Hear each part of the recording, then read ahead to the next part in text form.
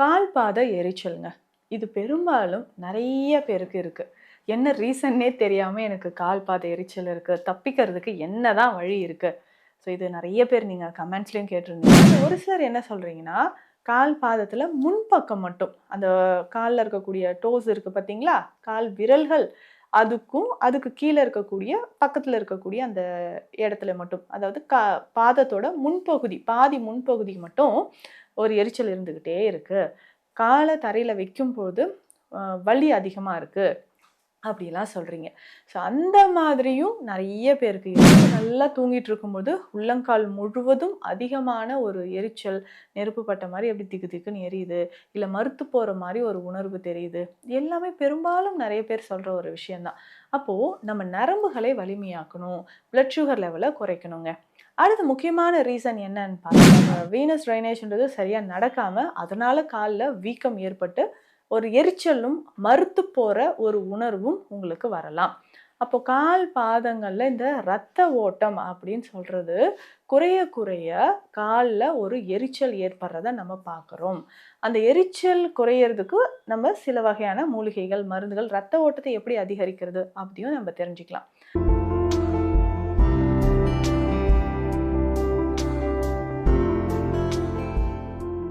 வணக்கம்.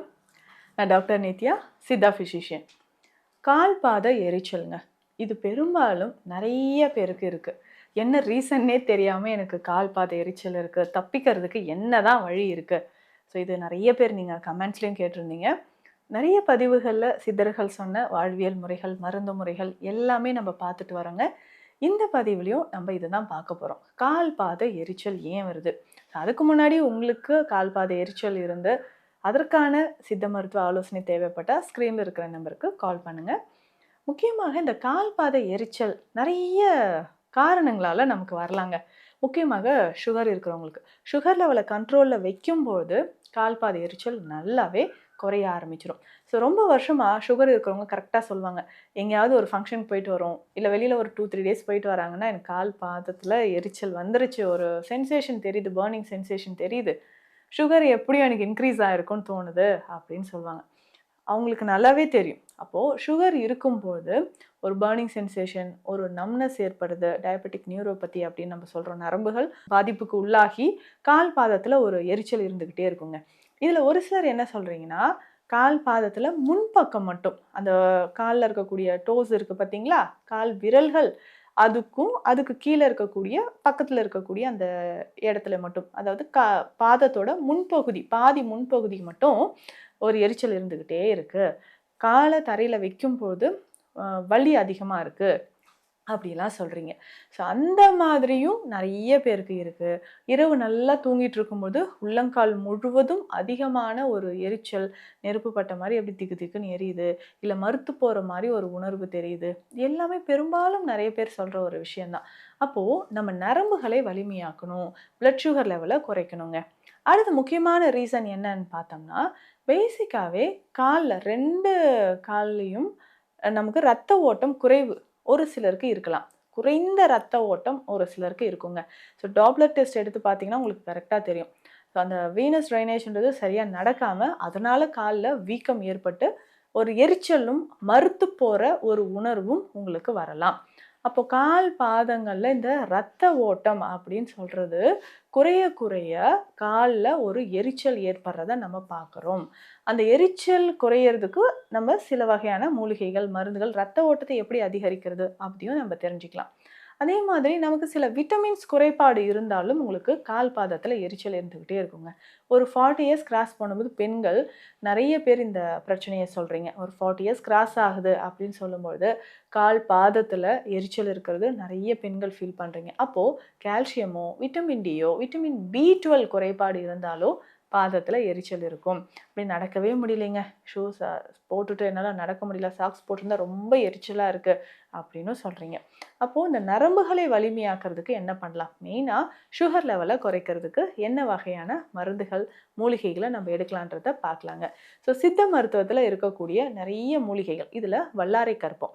ஸோ அந்த வல்லாரை கற்பம் நம்ம பயன்படுத்தும் பொழுது சுகர் லெவல் குறைஞ்சு முக்கியமாக நரம்புகளை வலிமையாக்கும். இப்ப அப்போ நரம்புகள் வலிமையாகும் பொழுது கால் பாதை எரிச்சல் ஆட்டோமேட்டிக்காக நமக்கு குறைஞ்சிட்டு வருங்க. ஸோ முக்கியமான ஒரு மருந்து அப்படின்னு பார்த்தோம்னா கால் பாதை எரிச்சலுக்கு இந்த வல்லாரை கற்பூரம் நம்ம பயன்படுத்தலாம். ஸோ வல்லாரை கற்பூரம் அப்படின்னு சொல்கிறது இந்த வல்லாரை மூலிகையோட பொடி இருக்கு இல்லைங்களா? ஸோ இதனோட தூதுவளை இருக்கு பாருங்க, தூதுவளையும் இதில் சேர்ப்பாங்க. மிளகு, சீரகம் இதுவும் சேர்த்து செய்யக்கூடியது. இதுதான் வல்லாரை கற்பம் அப்படின்னு சொல்கிற ஒரு மெடிசன். ஸோ இந்த மெடிசனை சுகர் லெவல் அதிகமாக இருக்கிறவங்க, கொலஸ்ட்ரால் அதிகமாக இருக்கவங்க, நரம்பு சம்மந்தப்பட்ட பிரச்சனை, இந்த சுகர் அதிகமானதுனால கால் பாதத்தில் வரக்கூடிய எரிச்சல், இதை சரி செய்யறதுக்கும் இந்த வல்லாரை கற்பம் மிக சிறந்த ஒரு மருந்தாக நமக்கு பயன்படுது. ஸோ ரெகுலராக இந்த வல்லாரை கற்பம் நீங்கள் பயன்படுத்திக்கலாம். இது எப்படின்னா கற்பம் மருந்து நான் முன்னாடியே சொல்லியிருக்கேன் இல்லைங்களா? 2 வேளை உணவுக்கு முன் நம்ம பயன்படுத்துகிறோம். காலை மற்றும் இரவு நேரத்தில் 2 வேளை நம்ம ஒரு 5 கிராம் அளவுக்கு பயன்படுத்திக்கிட்டே வரணும். வெந்நீரில் கலந்து எடுக்கும்பொழுது அந்த கால் பாத எரிச்சல் நமக்கு நல்லாவே குறைய ஆரம்பிச்சிருங்க. இதில் முக்கியமாக நம்ம என்ன பண்ணலான்னா, தினம்தோறும் இரவு தூங்கும் பொழுது உள்ளங்காலில் கொஞ்சமாக ஒரு 5-6 துளிகள் விளக்கெண்ணெய் மட்டும் அப்ளை பண்ணிக்கலாம். ஸோ கால் பாதத்தில் அந்த உள்ளங்காலில் விளக்கெண்ணெய் மட்டும் அப்ளை பண்ணிக்கலாம். ஸோ வாரம் ஒரு முறையாவது மருதாணியை நல்லா அரைச்சிட்டு இதனோட மஞ்சள், வசம்பு பொடி இதுவும் சேர்த்து மிக்ஸ் பண்ணி கால் பாதம் முழுவதும் நம்ம அப்ளை பண்ணிக்கலாம். ஸோ கால் முழுவதும் சிவந்திருக்கும். அதில் இந்த மஞ்சளும் வசம்பும் போட்டு கால் பாதத்தில் அப்படியே நம்ம அப்ளை பண்ணிக்கிட்டே வரும்போது நமக்கு அந்த எரிச்சல் குறைய ஆரம்பிக்கும். ஸோ விட்டமின் குறைபாடு இருக்குன்னா அதற்கேற்ற உணவுகளை நம்ம பயன்படுத்திக்கணும். ஸோ மெயினாக பார்த்தீங்கன்னா இந்த சூரியகாந்தி விதைகள் நமக்கு ரொம்ப ரொம்ப யூஸ்ஃபுல்லாக இருக்குங்க. இந்த சூரியகாந்தி விதைகளை நீங்கள் பயன்படுத்திக்கிட்டே வரணும். எப்படின்னா ஜென்ரலாகவே ஒரு 2 ஸ்பூன் நம்ம சாப்பிட்டுக்கலாம். ஸோ இந்த சன்ஃப்ளவர் சீட்ஸ் நீங்கள் எடுத்துக்கும் பொழுது அது நரம்புகளுக்கும் வலிமை சேர்க்கும். விட்டமின் பி அதில் ரொம்ப அதிகம். அதை நீங்கள் பயன்படுத்தலாம். சில வகையான விதைகளும் நீங்கள் இந்த மாதிரி பயன்படுத்தும்போது பூசணி விதைகள், வெள்ளரி விதைகள், ஆளி விதைகள், முக்கியமாக இந்த ஆளி விதைகள்லாம் நீங்கள் ரெகுலராகவே இந்த பவுடர் ஃபார்மில் எடுத்துக்கும் போது அந்த விட்டமின் பி குறைபாடு அப்படின்றது இல்லாமல் போகும். அப்போ கால் பாத எரிச்சல்ல இருந்து முழுவதுமாக தப்பிக்க இந்த மாதிரியான உணவு முறைகளை பயன்படுத்திட்டு வரலாம். ஸோ இதுலேயே முக்கியமாக பார்த்தீங்கன்னா பீர்க்கங்காய். இந்த பீர்க்கங்காயை என்ன பண்ணலான்னா ஜூஸாக நீங்கள் குடிச்சிட்டு வாங்களேன். கண்டிப்பாக கொஞ்சம் கொஞ்சமாக அந்த கால் பாதத்தில் எரிச்சல், இந்த ரத்த ஓட்டம் சீராகிறது எல்லாமே நடக்க ஆரம்பிக்குங்க. அப்போது இந்த பீர்க்கங்காயை நம்ம ஜூஸாக பயன்படுத்தணும். தினம்தோறும் அந்த பீர்க்கங்காய் அந்த தோல் எல்லாம் லைட்டாக எடுத்துட்டு அதனோட கொஞ்சம் சீரகம், மஞ்சள் பொடி சேர்த்து நல்லா ஜூஸாக அரைச்சி எடுத்துடணும். ஸோ இதை ரெகுலராகவே நம்ம குடிச்சிட்டு வரலாம். ஸோ இதை குடிக்கும்போது வயிறு அல்சர் இருந்தாலும் சரி, கால் பாத எரிச்சல், ரத்த ஓட்டம் எனக்கு ரொம்ப குறைவாக இருக்குது அப்படின்னு சொல்கிறது எல்லாமே நமக்கு குறைய ஆரம்பிக்கும். ஸோ கால் பாத எரிச்சலாக கவலை வேண்டாம். நம்ம பதிவில் சொல்லியிருக்கக்கூடிய விஷயங்களை ஃபாலோ பண்ணிட்டு வாங்க. மீண்டும் அடுத்த பதிவில் சந்திக்கலாம். நன்றி.